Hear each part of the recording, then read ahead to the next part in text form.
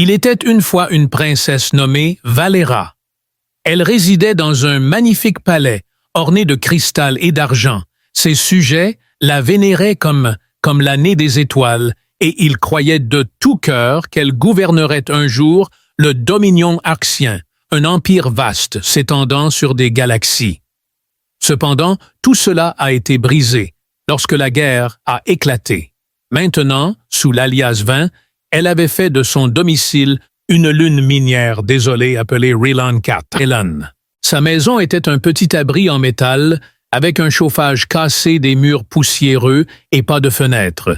Elle le partageait avec 2 gardes silencieux qui, ne parlant jamais sauf si c'était absolument nécessaire, ils ne contactaient que sa mère. Valin, se faisant passer pour une traductrice de bas niveau dans un centre de données voisin, portait une capuche et des lunettes sombres chaque jour pour dissimuler ses yeux argentés éblouissants, les yeux de la royauté. Mais en réalité, elle ressemblait plutôt à une travailleuse épuisée, luttant pour survivre. Valin détestait sa vie, mais elle l'acceptait comme une meilleure alternative à la mort. Il y a 5 ans, la domination arxienne a été écrasée par les humains lors de la guerre du Zénith, que les humains avaient menée à une vitesse fulgurante. Les Archiens le qualifiaient de démon. Les humains l'appelaient un héros, et Vera ne l'avait jamais vu, mais en repensant à son enfance avant la guerre, elle se souvenait de son ancien palais, du jardin et des bassins au clair de lune. Les humains utilisaient la magie, tandis que les Archiens comptaient sur la technologie. Malgré leur manque de ressources, ils étaient déterminés à survivre et ils ont réussi. Ils ne savaient pas qu'un soldat humain, dont la véritable identité restait un mystère, avait mené la dernière attaque qui avait détruit la flotte de guerre du Dominion. Il semble que votre message soit vide. Pourriez-vous le renvoyer, s'il vous plaît, où elle avait autrefois nagé, et son esprit se mit à vagabonder vers Jace, un garçon qu'elle avait brièvement hébergé au palais lorsqu'il était enfant. Il était un orphelin envoyé par la Terre pour un programme de paix, et tous deux avaient pour partager de nombreux rires et aventures. Étant enfant, Jace lui avait appris à siffler, et elle lui avait appris à lire les runes arxiennes. Alors qu'ils admiraient et viennent les étoiles depuis sa tour, Jace avait promis de toujours la protéger. Et elle sourit en se remémorant ce moment, malgré la douleur. Mais ensuite, il a disparu lorsque la guerre a éclaté et elle ne l'a jamais revu. Heureusement, le conflit était terminé. Au milieu du chaos, elle cherchait refuge en se cachant, tandis que la galaxie murmurait des histoires d'un tueur sans nom et sans pitié. Une pensée obsédante déchirait son cœur, et si le fantôme de Titan était vraiment cet homme, et si Jace, son ami d'enfance, avait été le soldat responsable de la destruction de son monde? Et si c'était le cas, pourquoi l'avait-il épargné? La galaxie avait peut-être sombré dans un calme, mais elle était loin d'être paisible. Les planètes peinaient encore à se reconstruire après la dévastatrice guerre du Zénith, avec des villes réduites en cendres et des vaisseaux spatiaux flottant comme des restes squelettiques dans l'immensité. Les voyageurs de l'espace de tous horizons avaient perdu des êtres chers et tout espoir d'avenir, mais un seul nom persistait comme une traînée de poudre à travers les étoiles. Titan. Personne ne savait vraiment qui il était. Certains disaient qu'il était un super soldat terrien entraîné depuis la naissance, tandis que d'autres affirmaient qu'il était un hybride de machine et d'homme. Il y avait des rumeurs selon lesquelles il était mort au combat, mais revenait toujours un monstre ou un héros. La bataille de Titan Gate, qui mit fin à la guerre, fut un tournant dans le conflit. Il est revenu d'une mission suicide sans visage ni nom. Seulement le surnom Revenant. Alors que certaines personnes l'honoraient avec des statues et des chansons, les Archiens considéraient son nom comme une malédiction. Valley, en revanche, ne pouvait s'empêcher de se demander si c'était vraiment le même garçon qui l'avait fait rire avec ses dessins au stylo lumineux, le même guerrier froid et mortel. Elle voulait y croire, mais son cœur lui disait le contraire. Chaque nuit, elle regardait les rapports sur son écran de données, voyant comment il se battait et les décisions qu'il prenait. Cela lui faisait ressentir Jace avait toujours été réservé, mais perspicace. Il protégeait les civils, évitait de tuer autant que possible et évitait de détruire des villes, sauf si c'était absolument nécessaire. Il contemplait les étoiles comme si elles détenaient discret rien que pour lui, et il y avait des rumeurs étranges et autres. Certains survivants des avant-postes Axion affirmaient que le fantôme leur avait permis de vivre, tandis qu'un officier du Dominion prétendait avoir vu un soldat passer devant une fille arxienne, capturée sans lui faire de mal, la fixant plutôt d'un regard figé, comme s'il se souvenait de quelque chose de son passé. Quelque chose s'est produit lorsque l'officier a tenté de questionner le fantôme sur son identité, mais tout ce que le fantôme a pu dire était « Elle n'a jamais été mon ennemi ». En lisant cela, son cœur s'était mis à battre la chamade et elle ne pouvait s'empêcher de se demander qui elle était.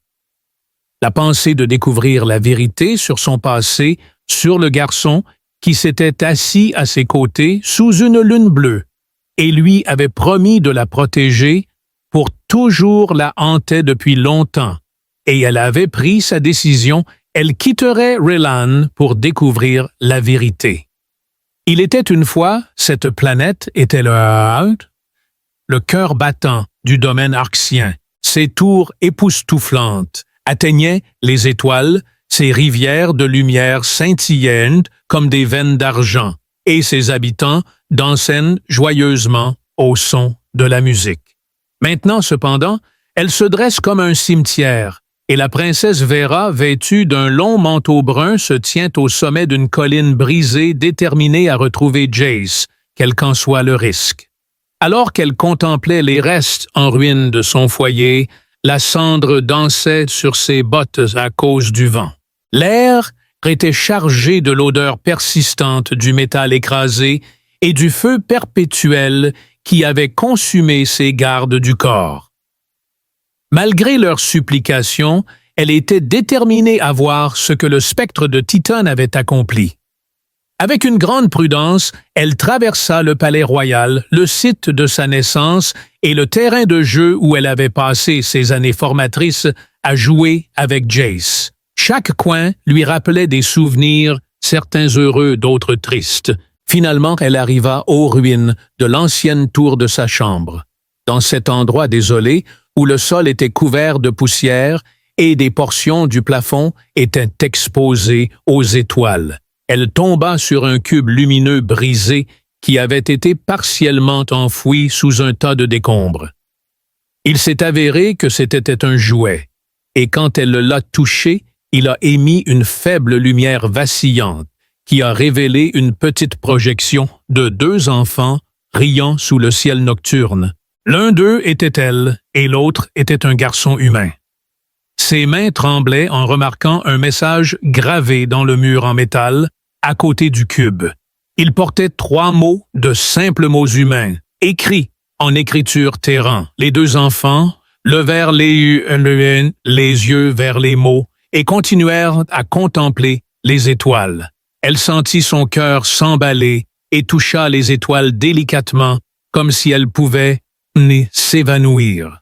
Seul Jace lui avait jamais dit cela, et chaque fois qu'il levait les yeux vers les étoiles ensemble, il murmurait, toujours à regarder les étoiles avec toi.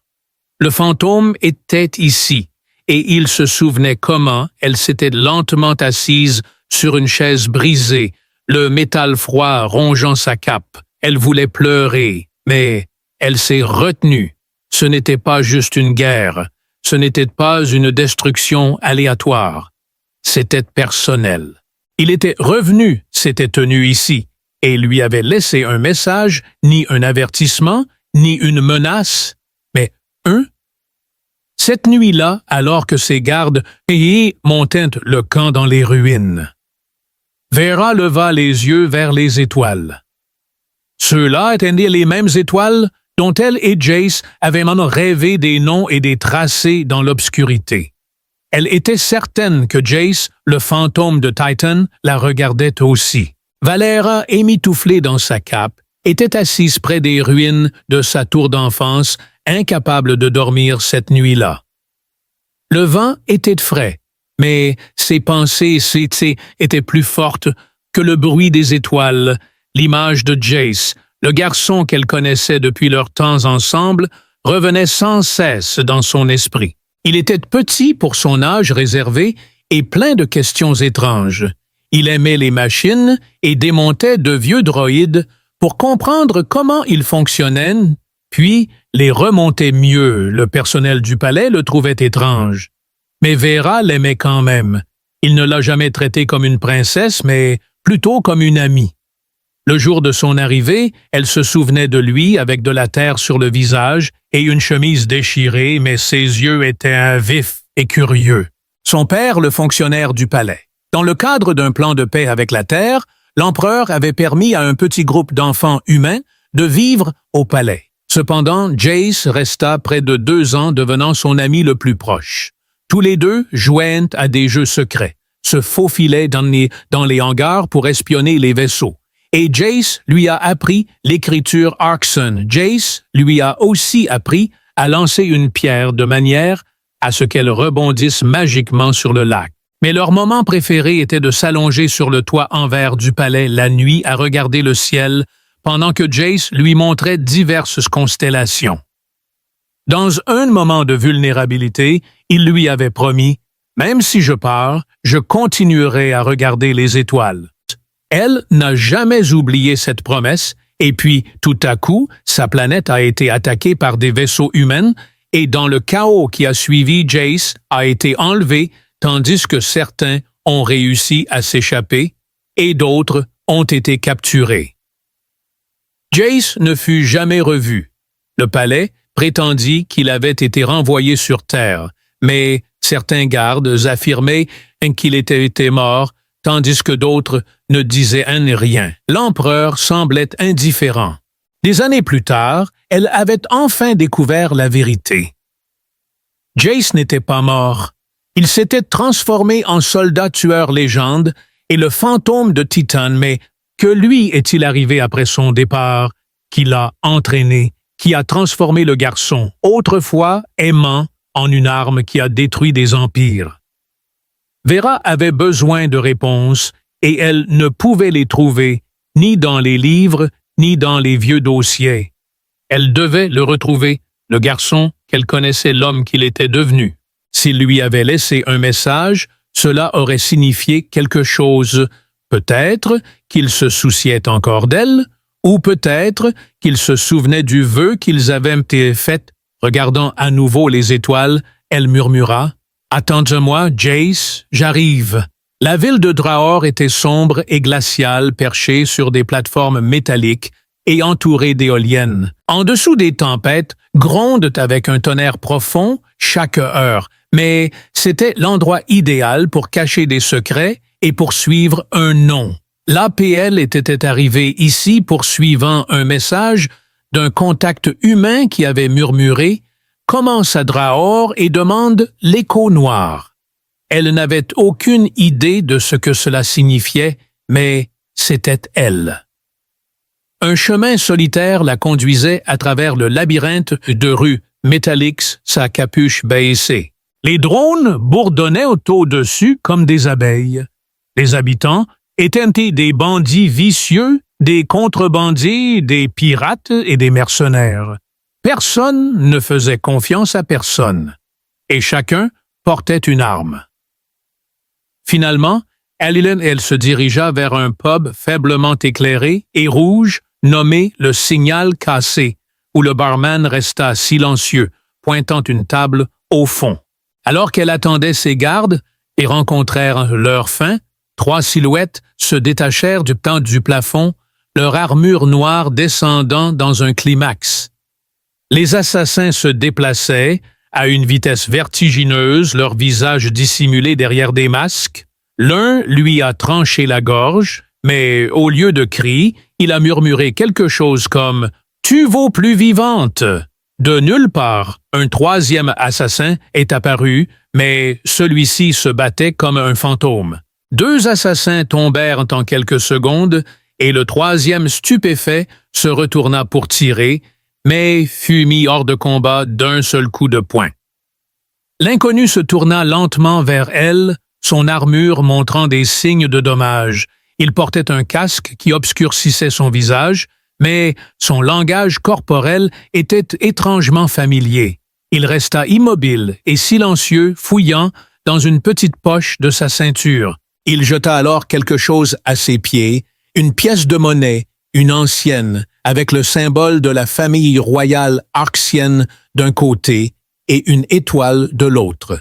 C'était la même étoile que Jace, et elle avait été nommée Whisper quand ils étaient enfants. Ses lèvres s'ouvrirent de surprise alors qu'elle levait les yeux pour regarder Jace, mais il avait déjà commencé à s'éloigner. Elle cria chuchotement. « Ou pourriez-vous me dire s'il se tenait devant la porte ou s'il avait laissé un message dans les ruines du palais? » Il resta immobile, ne prononçant que 4 mots, d'une voix basse et rauque à travers son casque, avant de disparaître dans la tempête. Dehors, Very restait immobile, serrant fermement la pièce dans sa main.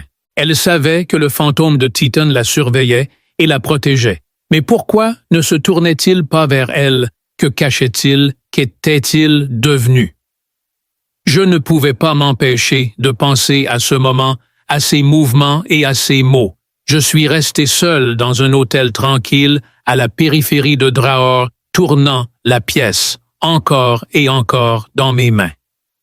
L'étoile dessus murmurait leur secret, un fait que personne d'autre n'aurait pu connaître. Il se souvenait, ce qui signifiait qu'il tenait encore à elle, mais il était aussi un tueur.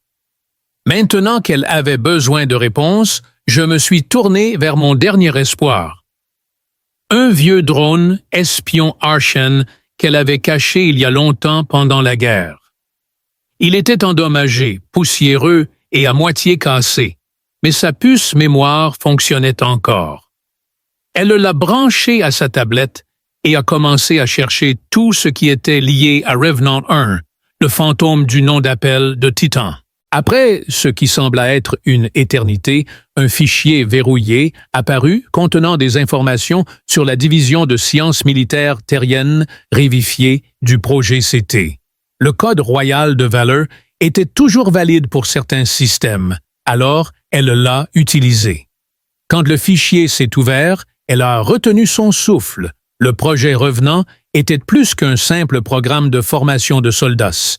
C'était une expérience terrienne clandestine. Les participants étaient principalement des enfants orphelins des zones de guerre, et ils n'avaient rien d'autre que l'entraînement du programme. Pas de nom, pas de famille, pas d'émotion, juste des ordres et leur exécution. L'un d'eux était Jace, dont le dossier indiquait son ID, comme sujet 9. Jace, statut étranger, actif nom de code Revenant.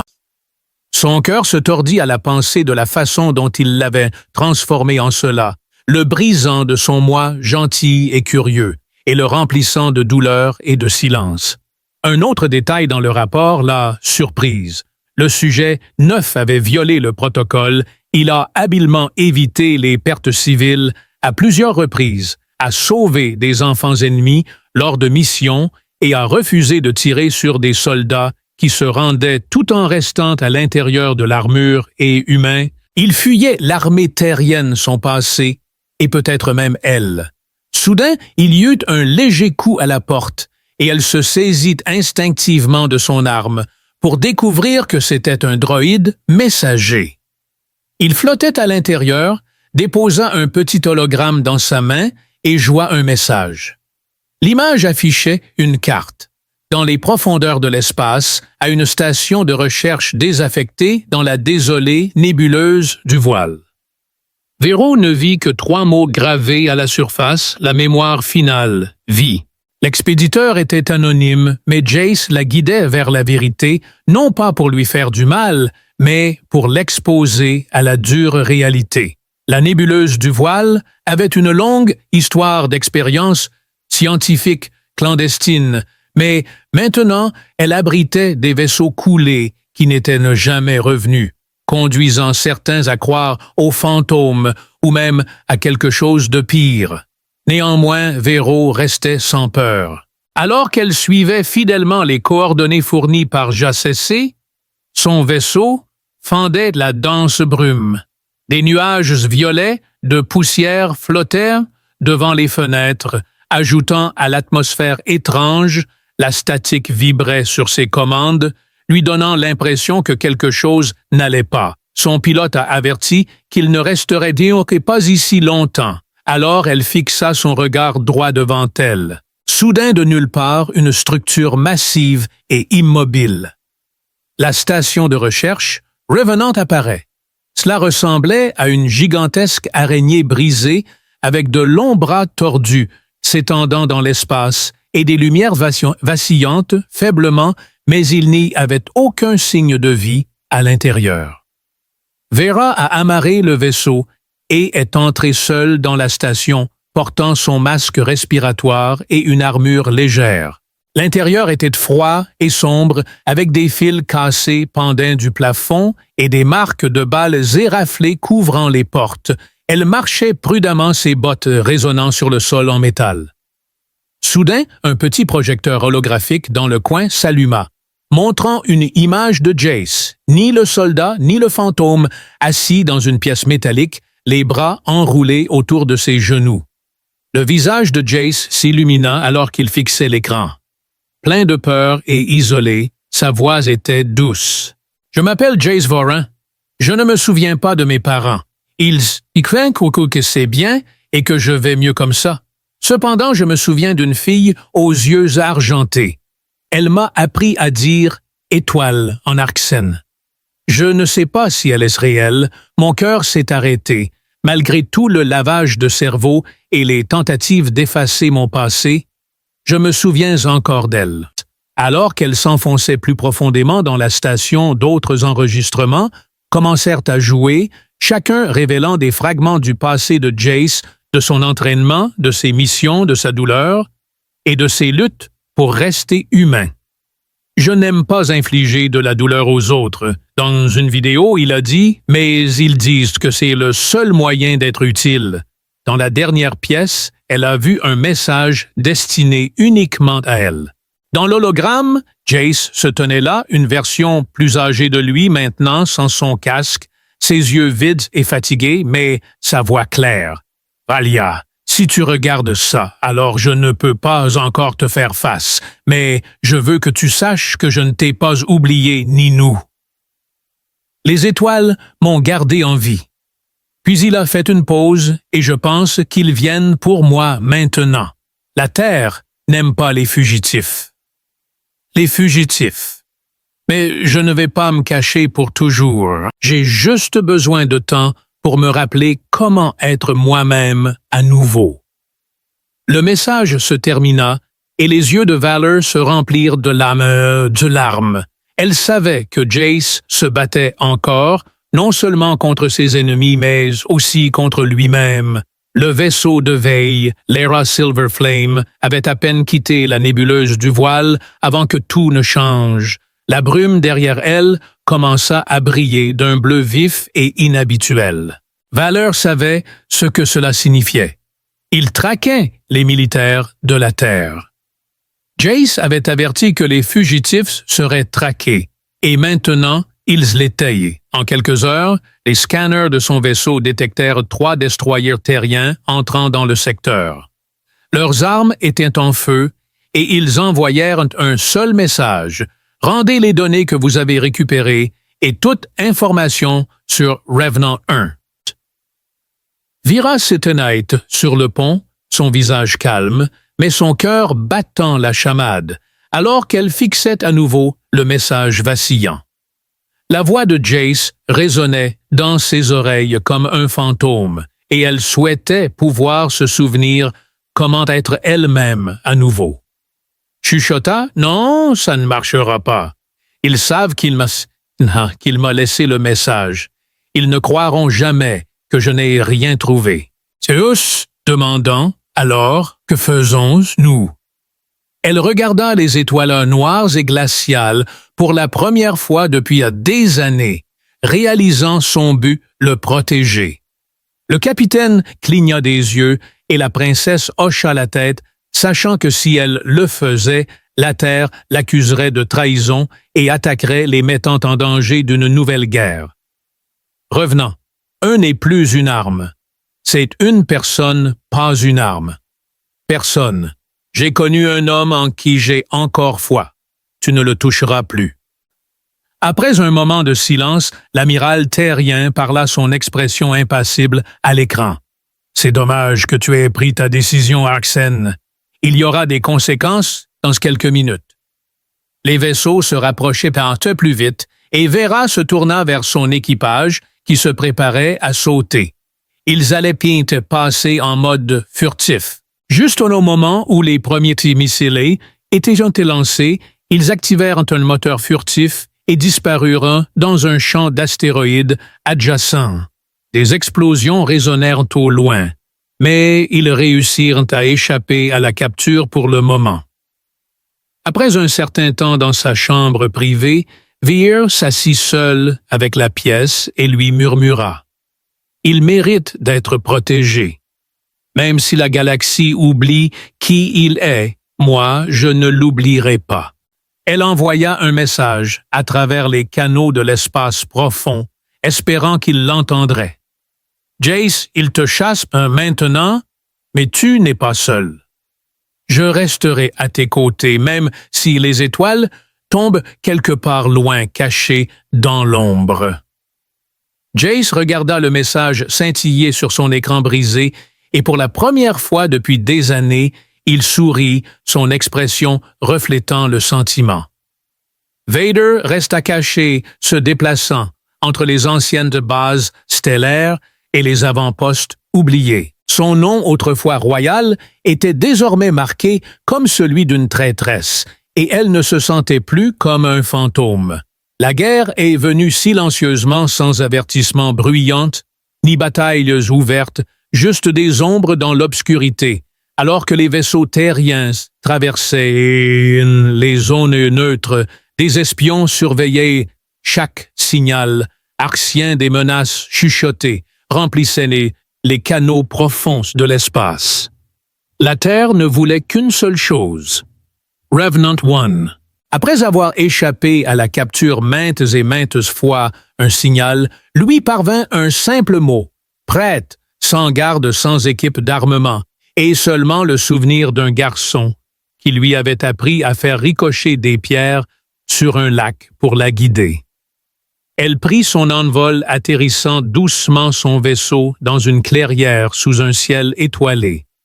Devant elle se tenait Jace sans armure ni casque, seulement un long manteau des bottes usé et un sourire fatigué mais sincère. Alors qu'elle descendait, son souffle se bloqua dans sa gorge, elle sentit une vague de panique l'envahir. Ils restèrent en silence respectueux. Pendant longtemps. « Tu es venu, murmura-t-il. « Je t'avais dit que je viendrais, répondit-elle. « Je ne pensais pas que tu te souviendrais encore de moi, dit-il sa voix basse. « Je ne t'ai jamais oublié, dit-elle continuant, même quand ils m'ont dit que tu étais mort, même quand tu es devenu le fantôme que je connaissais. » Il hocha lentement la tête, reconnaissant son point de vue. Ils ont essayé d'effacer tout mon nom, mon passé, et toi, mais je me suis accroché à toi. Tu étais la seule chose que je ne voulais pas lâcher. Une longue pause s'installa entre eux alors que le vent soufflait. Alors que les fils d'argent les entremêlaient, Valère sortit une pièce de sa poche et la leva en l'air. Avec un sourire, il dit « Tu l'as gardé ». Elle s'approcha, déclarant « Ils viennent pour toi ». Il répondit « Je sais », avant d'ajouter « Mais j'en ai fini de fuir ». Levant les yeux vers les étoiles, il demanda Que vas-tu faire? Il a dit, je me battrai, mais pas pour eux, pas pour la vengeance. Je me battrai pour rester humain, pour rester moi. Et s'ils viennent, je serai prête. Et c'est ainsi que cela se produisit. Avec des regards perçants, elle menaça. Alors je me tiendrai à tes côtés, tu perdras tout ce que tu as jamais eu. Il avertit, je l'ai déjà fait, dit-elle, sauve-toi. Les étoiles semblèrent s'arrêter dans le ciel pendant un bref instant, alors que les deux amis, autrefois déchirés par la guerre, se tenaient unis sous les étoiles. Ils n'étaient pas seuls cependant. 10 énormes vaisseaux de guerre équipés des armes les plus mortelles de la galaxie étaient arrivés, et ils n'envoyaient ni avertissement, ni offre, ni paix. Au lieu de cela, ils émettaient un seul commandement rendez-vous. Valera et Jace se tenaient au bord de la lune, levant les yeux vers le ciel illuminé rempli de vaisseaux et d'ombres. « Ils veulent vraiment te récupérer, » dit Valera, « mais ils ne veulent pas de moi. » Jace répondit, « Ils veulent que je reste silencieux. » Il semblait calme, mais ses poings étaient serrés et son esprit était clair. C'était la fin ou le début. Valera se tourna vers Jace, disant « J'ai envoyé un signal à l'ancienne flotte arxienne. Certains d'entre eux croient encore en la paix. S'ils viennent, nous combattrons seuls. » Jace hocha la tête et il enfila son ancienne armure déterminée à faire la différence. Valera mit son ancienne armure et il prit son ancienne arme. Auparavant, il avait servi comme une arme terrestre, mais maintenant, il se tenait grand et fier dans son manteau royal, ses yeux argentés brillant contre une armée. La première vague d'envahisseurs arriva sous la forme de drones rapides et de vaisseaux armés, mais Jace, avec ses réflexes fulgurants et sa mémoire pour chaque mouvement, en abattit 3 avant qu'ils ne puissent atterrir. En réponse, la LRA l'entoura de boucliers et son armure technologique lumineuse de l'énergie arxienne le protégea du danger. À partir de ce moment, elle devint plus qu'une simple princesse. Elle devint une protectrice. Une autre vague de vaisseaux arriva, et la poussière lunaire fut secouée par des explosions. Au milieu de leur bataille implacable, Jace se transforma en Jace Vorin riant et criant avec un feu en lui. Il était passé de la simple survie à une véritable vie. Cependant, même les combattants les plus redoutables finissent par succomber à l'épuisement. Le dernier vaisseau à atterrir était un vaisseau massif noir et mortel, ayant sorti le commandant Thorn, le meilleur exécuteur de la Terre. Thorn avait entraîné Jace enfant et l'avait brisé. Avec un comportement froid et cruel, il s'approcha de Jace disant « Tu es ma plus grande création. Tu nous appartiens. Je n'appartiens à personne. » répondit Jace. « Je n'appartiens à personne. » En réponse, Thorn leva son arme, mais Valera se tenait héroïquement ferme, interrompant leur conversation. Elle déclara « Tu devras d'abord passer par moi. » En réponse, Thorn tira un coup de feu et Jace se jeta devant lui, prenant un coup direct à la poitrine. Tous deux crièrent de douleur, mais juste au moment où Thorn s'apprêtait à tirer. À nouveau, une lumière brillante illumina le ciel. Soudain, le signal de Valera avait été répondu et des chasseurs descendirent de l'hyperespace déversant des missiles sur la flotte de la Terre. Thorn tenta de fuir, mais fut englouti par les flammes. La guerre se termina quelques minutes plus tard et Valera s'agenouilla à côté de Jace, son armure fissurée et fumante. Mais ses yeux s'ouvrirent et il dit « Tu es venu de loin. » Sous le ciel nocturne, la fille aux yeux d'argent et le garçon devenu fantôme trouvèrent la paix non pas en tant qu'arme ni royauté, mais en tant qu'amis, et peut-être quelque chose de plus. Il murmura « Toi aussi. » Et elle sourit, à travers ses larmes, alors qu'il tendait la main pour prendre la sienne. Cela faisait des années qu'ils ne s'étaient pas vus, mais maintenant, les étoiles étaient dans nos silencieuses, la guerre était terminée et ils étaient enfin ensemble.